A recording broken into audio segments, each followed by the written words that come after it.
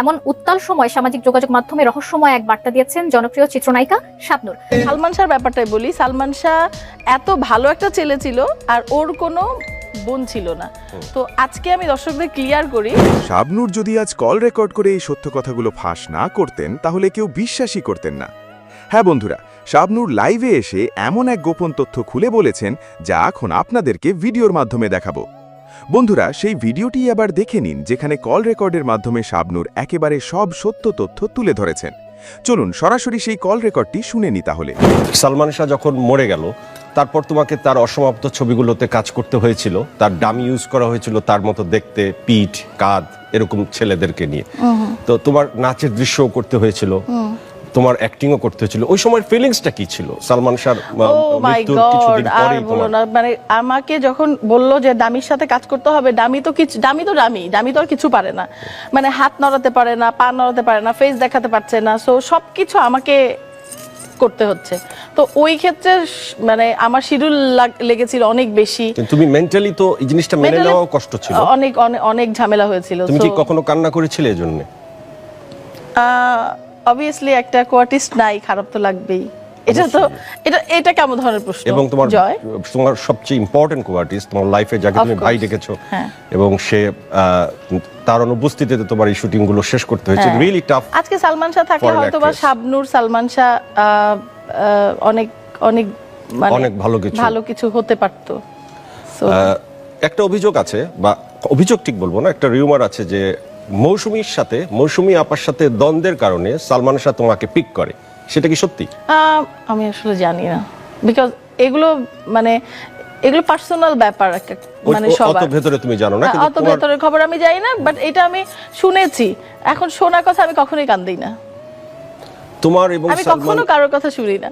আমি নিজে যেটা বুঝি সেটা, আমি সব বুঝি সেটা না, আমি যে সব জানতা সেটা না, বাট আমার যেটা মনে হয় আমি সেটা করি। তোমার আর সালমান শাহ ভাইয়ের সবচেয়ে প্রিয়, এই জুটির সবচেয়ে প্রিয় ছবি কোনটা তোমাকে যদি একটি ছবি খুঁজতে বলা হয়? আনন্দশ্রু সময় আর একটা গান হয়েছিল, তুমি আমার এমনই একজন। তুমি তো গেয়ে শোনাও না ভাই? ভাই তুমি তো ভালো গান গাইতে পারিস, তুই গান গাইতে পারিস আমি জানি।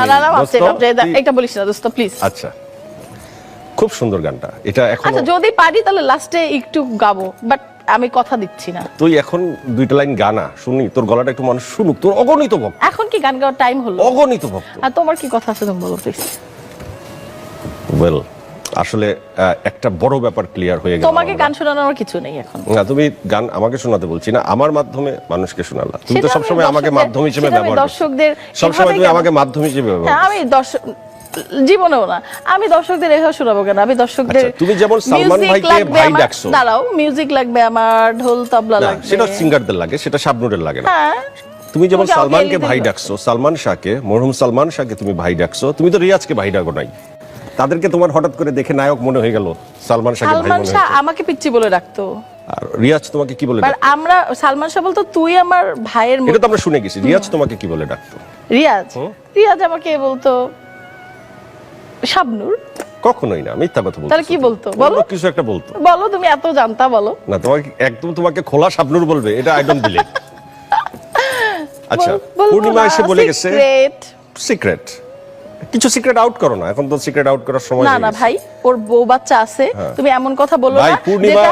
পূর্ণিমা এসে বলে গেছে যে আমি জিজ্ঞেস করছিলাম রিয়াজের সাথে আমার প্রেম ছিল, এটা বলে নাই। আচ্ছা, সবার সাথে কি আমার প্রেম থাকে? না, তুমি এমন একজন মানুষ, তোমার সাথে আমি ঝগড়া করব। তুমি যে এমন একজন মানুষ, তুমি যদি কারোর সাথে প্রেম করতে চাও, সে নিশ্চিত তোমার প্রেমে পড়ে যাবে। তুমি একমাত্র মনে আমার সাথেই প্রেম করতে চাও নাই, এটা আমার ব্যাড লাক।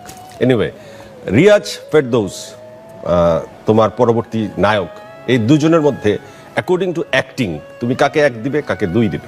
দুজন। এটা কোনো তোমার কাছ থেকে উত্তর না, তোমার কাছ থেকে আরো অনেক ম্যাচিউর উত্তর। ঠিক আছে, দুইজন দুই ক্যারেক্টারের। আমি বলেছি অ্যাকর্ডিং টু অ্যাক্টিং তুমি কাকে নাম্বার দিবে। তুমি কিন্তু অ্যাকর্ডিং টু আরেকটা সাবজেক্ট পাবে, তখন তুমি ব্যালেন্স করতে পারবে চাইলে। অ্যাকর্ডিং টু অ্যাক্টিং যেটা রিয়েল সেটা বলো তোমার চোখে। অ্যাকচুয়ালি এক এক রকম, মানে এক এক ছবি এক এক রকম দেখা যাচ্ছে, পারফরম্যান্স এটা বলা যায় না। দেখা যাচ্ছে ফেরদৌস এক ছবিতে এতই ভালো করে ফেললো, আবার রিয়াজ আরেক ছবিতে গিয়ে দেখা যাচ্ছে অনেক ভালো করলো। আসলে both of good. According to looking, দেখতে দুইজনই ভালো।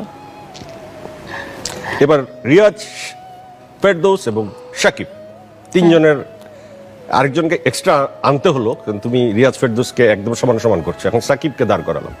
According to acting, Riaz, Ferdous, Sakib, তোমার কাছে 1 2 3 কে? Sakib. Sakib 1। Okay. According to looking, smartness, 1 2 3?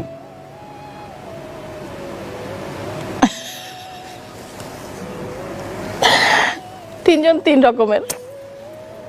আচ্ছা, 4টা নাম বলি। বলো। সাকিব খান, তুমি রিয়াজ, বাড়াচ্ছো। ফেরদৌস এবং আমি। এই আমার কথা শুনে হাইসা দিলা? এমন ভাব করতেছো যে নাম্বার 1টা আমাকে দিবা তুমি। 4 জন 4 রকমের। এখন বিশ্লেষণ করে বলো। বিশ্লেষণ। এক কথায়। তোমার অ্যাক্টিং ডিফারেন্ট। তুমি কিরকম? তুমি আসলেই ভালো অ্যাক্টিং করো। আলহামদুলিল্লাহ, তোমার মতো একজন শিল্পীর কাছে এই কমপ্লিমেন্ট পাওয়া আমার হ্যাঁ, জন্য একটা ভাগ্যের সাকিব ব্যাপার। খুবই ভালো। আর রিয়াজ সামটাইমস ভীষণ ভালো, সামটাইমস মনে হয় ও একটু অ্যাক্টিং করছে। আর ফেরদৌস ফেরদৌস ফেরদৌস ন্যাচারাল, সামটাইমস একটু মনে হয় যে অ্যাক্টিং করছে। সবাই তো অ্যাক্টিংই করে। না, অ্যাক্টিং এর মধ্যে মানে ন্যাচারাল ভাবটা কিন্তু সবার থাকে না। মানে আমি বললাম যে ফুটায় তোলার ব্যাপারটা, যে দেখা যাচ্ছে আমি এই চরিত্রটা করছি, আমি কিভাবে মানে আমি একটা ধরো ফকিরের চরিত্র করছি, তো আমাকে ফকিরের মতন করেই অ্যাক্টিংটা করতে হবে। এখন আমি ফকিরেরটা যদি আমি বড় লোকের মতো করি অ্যাক্টিং, তাহলে তার হলো না। মানে ওমর আমি সানি ভাই বলে গেছে যে ফকির, ভিক্ষুক কিংবা কাজের মানুষের অ্যাক্টিং শাবনূর যত ভালো করতে পারে, এটা মৌসুমী পারে না। আসলে যার অ্যাক্টিং তার কাছে। মৌসুমী আপু খুব ভালো, বাট আমি যখন অ্যাক্টিং করি আমি জানি না, যখন ক্যামেরার সামনে দাঁড়াই তখন আমার অটোমেটিকলি আমার ভিতর থেকে মানে অ্যাক্টিংটা আসলে শেখানোর কিছু নাই, এটা অটোমেটিক। তুমি তো জানো, তোমাকে তো আর বলতে হবে না। সো অটোমেটিকলি আসলে অ্যাক্টিংটা চলে আসে, অ্যাক্টিংটা কাউকে শেখানোর কিছু নেই। মানে দেখা যাচ্ছে আমি হাঁটছি, হঠাৎ করে ওই সময় আমার মনে হলো আচ্ছা রাস্তা দিয়ে যেতে গিয়ে ফকিরগুলো কেমন ধরনের অ্যাক্টিং করে, তখন ওইটা না হঠাৎ করে সাডেনলি মানে চলে আসে।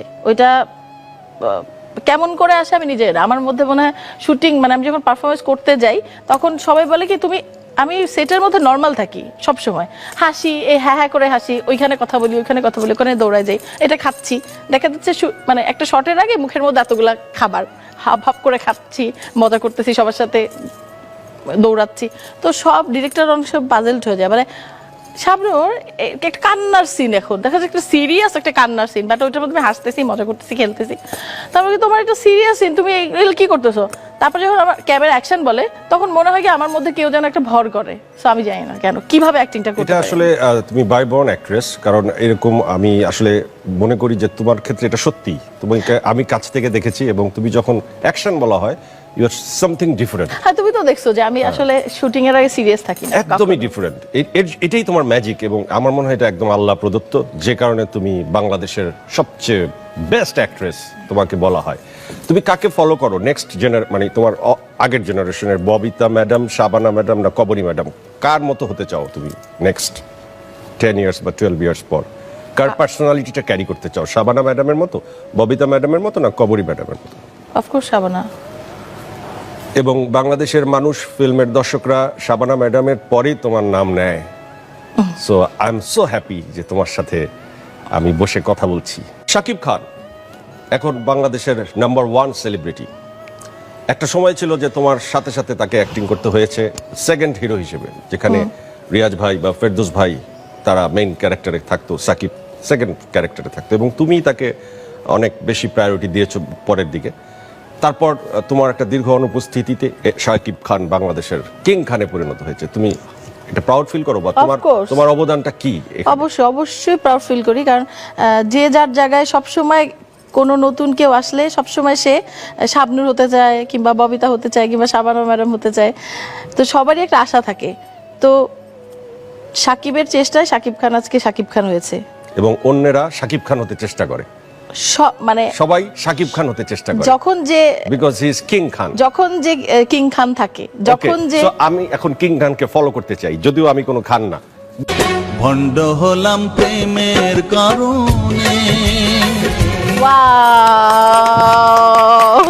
বসো তুমি, তোমাকে একটু সারপ্রাইজ দিলাম যে আমার খুব ভালো লাগলো। অ্যাঙ্কর একটু অ্যাক্টিং এর তামাশা করলো, ছোটখাটো কিন্তু একটা entertainment। শাকিব খানের মতো তার হওয়া যায় না, কারণ শাকিব খান একজনই। সম্প্রতি শাকিব খান, অপু বিশ্বাস, বুবলি এই নিয়ে মিডিয়া পাড়া উত্তাল। তোমার সাজেশন কি অপুর জন্য? সবই তো অপুরই, সবই অপুর মানে সবকিছু তো অপুর, অপুর বেবি মানে অপুর সবকিছুই। So, আর কি বলবো। কি happy এবং হতা? অপু একটা মানে যে পজিশন করে নিয়েছে, সো অপুর তো মানে অনেক প্রাউড হওয়া উচিত। এবং অপুর এই পজিশনটার পিছনে কিন্তু তোমার অবদান আছে, এটা সাক্ষী আমি। না, আমি তোমাকে বলি, অপু তো কাল সকালে দিয়ে শুরু করেছিল ছবি, যেটাতে তুমি ছিলে, আমজাদ হোসেন স্যারের ছবি। এরপর কোটি টাকার কাবিন ছবির জন্য দীপজল ভাই তোমাকে অবিরত ফোন দিচ্ছিল। তখন আমরা একটা ছবি শুটিং করছিলাম, তুমি আর আমি। তুমি তখন ছবিটা না করার অনেক তালবাহানা করছিলে, এবং সেই সময় তুমি প্রায় ছবি রিফিউজ করতা, এবং তোমার এই রিফিউজ করা ছবি কিন্তু অপু বিশ্বাস করে, এবং পরবর্তীতে সাকিব অপুর জুটি হয়, তোমার ছেড়ে দেওয়া পথ। না, আসলে এটা সত্যি কথা না। মানে যখন আমি অনেক ব্যস্ত ছিলাম, মানে কয়জনকে শিডিউল দিব, মানে সবাইকে তো আর খুশি করা যায় না। সেই ক্ষেত্রে হয়তো বা মানে ছবিটা করা হয়নি, কিন্তু অপু যে এসেছে, শাকিব খানের জুটি হয়েছে, এটা সারা জীবনই আমাদের ইন্ডাস্ট্রিতে এক একজন এসেছে, এক একজনের মানে পরিবর্তে এক একজন আসে, এটাই নিয়ম। এবং এর জন্য আমাদের ইন্ডাস্ট্রিতে তো আর্টিস্ট লাগবে, সবই তো শাবনূর করবে, কিংবা সবই যে পূর্ণিমা করবে, কিংবা সবই যে মৌসুমী আপু করবে তা কিন্তু না।